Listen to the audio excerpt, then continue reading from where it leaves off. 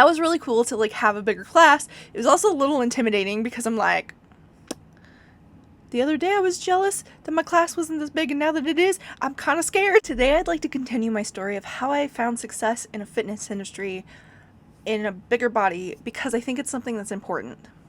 And I'm going to continue off of what we talked about last week, and that was feeling like a complete and utter failure and how I improved this week. Let's get into it. So, last week I met with my higher up at Carl, and the night before I met with her, she was like, can we meet? Because I've got some member feedback. And of course, my brain went to, I'm a terrible instructor. I'm not cut out for this. Everybody was right. Those negative people were so right, except for I knew I was being overdramatic and it probably wasn't that big of a deal. And I was right. It wasn't. But spiraling like that was, it's just, if I don't know what the other person's going to say, I always think the worst. And it's not a great place to be, but self-awareness is key, right? So I went in and had the meeting, and she just gave me this little tiny bit of member feedback. It wasn't even that big of a deal. It was actually something I had already corrected that week that I didn't even know needed corrected. So it was something that I had already taken care of. However, it did kind of push me to take things to a new level, and also, this week, right now when I'm filming this, is the first week of September. And so for those of you that don't know, I'm an aqua instructor, so I do aqua dance. And so at the beginning of each month, I'm going to add 1 or 2 new songs. This month I added 2, and so I'm taking out 1 or 2, however many I'll take out. And so this month I did 2. So, I went in and I took 2 of the other instructor classes that I hadn't actually taken before. It was for the first time, and one of them was very full, and I don't even think we were at capacity, and I'm just like, I don't know how in the world, if we were at capacity, because I was the last one in, and I had to kind of stand at an angle so that I wasn't hitting anybody else, and I'm like, I don't know how we would fit these other 5. It was 4 or 5 more people could have fit, and I was like, I don't know how, but which is really crazy because the capacity of the pool when there's no class is almost 3 times that. So it's like, this is crazy. But anyways, but I was also a little bit jealous because I was like, why does this instructor have so many students? And my class last week had 3. I don't know. Last week was just a weird week. I normally have more than that, but there was nobody in there last week. And so that contributed to the feeling like a failure thing. I think it was the first week of school and everybody was just busy. But I took that class, and then I took another one right after it, which was aqua Pilates, because I was really intrigued by that, because I was like, how do you do Pilates in the water? And it wasn't really quite what I thought it would be. It was more active and less stretching than I thought it was going to be. So that was really interesting. And the instructor was super, super nice. She very intentionally, did things so that I could kind of see how she does things, because she is going to be not teaching that class at that time anymore, but she's still going to be teaching that class at a later time. And so if I ever have to sub for her, I kind of know how it goes. So, and she was just wanting to help me out as a newer instructor. And so it was really cool. And it was her class, so she didn't have to do that. But it was really cool that she did. And so both of those classes, I had some ideas. And after class, so that was 2 hours. And then I spent another 2-ish hours in the pool after that working on my class. Because I wanted to make sure... because I hadn't done any of my routine in the water yet. That's normally one of the first things you would do, but I was just trying to get acquainted with everything, and it was a little overwhelming, so I hadn't gotten around to it yet. But I was like, okay, I want to add 1 or 2 new songs, and I want to go through the whole routine. So I didn't go through the whole routine. I just wanted to make sure that I was doing and feeling things correctly, because doing things on land and doing things in water are very different. And yes, it's easier to do in water often. However, some things don't really work quite the same in water. So you either have to make adjustments or you have to do a completely different exercise. It just kind of depends. So I just kind of wanted, I've done water classes enough that I thought that I was like, okay, this is what it should feel like. But I just wanted to double check. So I did that. And I also added 2 new songs. And the first one that I added, we work with a beach ball, a giant beach ball. It's a group effort. And the second one that I added is a Cupid shuffle, and I added like a little ball where we're like doing like basketball moves in between the legs and everything else. So it's been really fun to have some props in there. I haven't quite gauged whether or not this was the first week, so I've only had 2 classes with these newer songs, so I haven't quite gauged whether or not people liked it. Plus, this week was super weird too, because Monday was a holiday, and then so Monday my class was almost maxed out, and I was just like, oh, I wasn't prepared for this. I don't know how this is gonna work, especially because I added 2 new songs. This might be a disaster. I think they had fun though, because there was a lot of laughter going on with the big beach ball, and there was a lot of chaos. It was fun chaos though. It wasn't like out of control chaos. And so that was really cool to like have a bigger class. It was also a little intimidating because I'm like, the other day I was jealous that my class wasn't this big, and now that it is, I'm kind of scared. But it was fun, and I think that most of them at least liked it. There was one in particular who, I'm not sure why she came, because she's been in my class a few times, knows how it goes, and thinks it's boring. So I'm like, I don't know why you're here, but okay. So, I don't know. People are weird, but that's okay. And I'm like, you know what? If they're moving, I don't care. So that was really interesting, having such a big class. And I walked in thinking I was going to have like 2 or 3 people in my class because it was a holiday. But in all reality, there were a bunch of people that were off work. There were some people that didn't know about the class that do now. And so like I just had all these people, and it was like, okay. And so today, this morning when I walked in there, I was like, I don't know what to expect.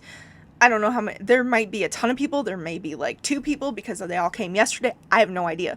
I didn't have nearly as big of a class. It was like 5 people, but it was really good for me because I'm like, now if I have a smaller class, I know those 2 songs that I added, I know which ones work and which ones don't. The big beach ball one does not work as well with fewer people, but I did okay. I feel like they had fun. I'm still having a hard time gauging whether or not they had fun or if they were just going along with what I was telling them because I was telling them to do it, because I'm the instructor, and so of course they're going to do basically whatever I tell them. And so it's kind of a lot of pressure because it's like I don't want to I want them to have fun. And so I'm still learning the balance of how to figure out what feedback to take, what not to take, how to add my own style in there. But I'm a personal trainer at heart, and so working one-on-one with people is where I really thrive. So the bigger class size where I can't really gauge everybody, like I can gauge individual needs, but I have to really make it for the whole class.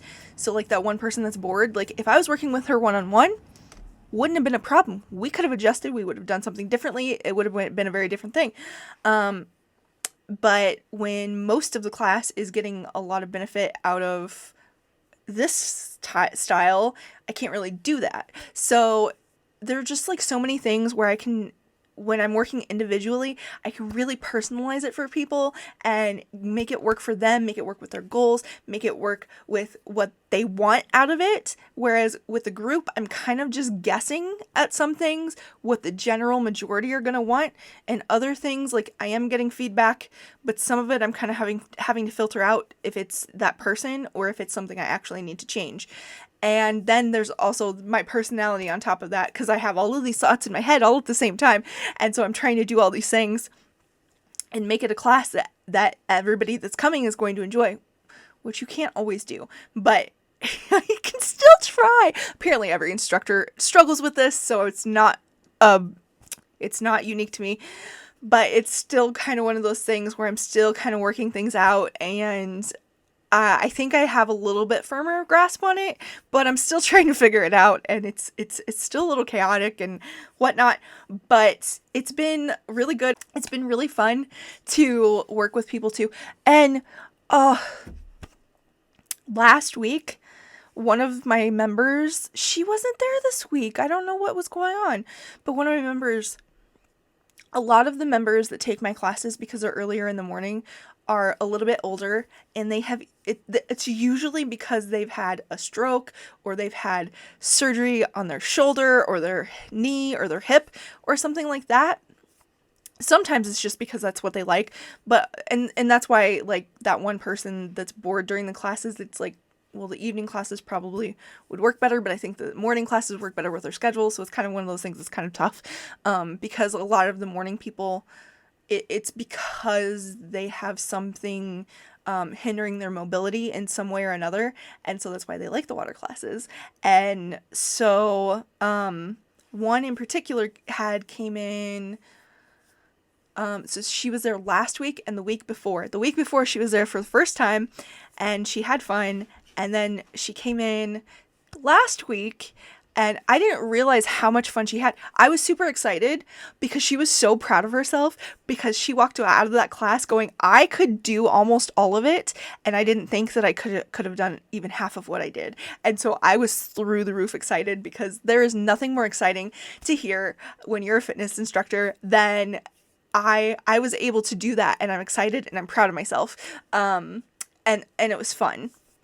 So like it was just like it made my day. And then she came back and I don't think I realized just how much fun she had because she had to leave a few minutes early. Like it wasn't that early, but she had to leave a few minutes early because she had a doctor's appointment, and she was like, I still wanted to come because I had so much fun. I'm just getting into this class and I didn't want to miss it because I've been having so much fun with it.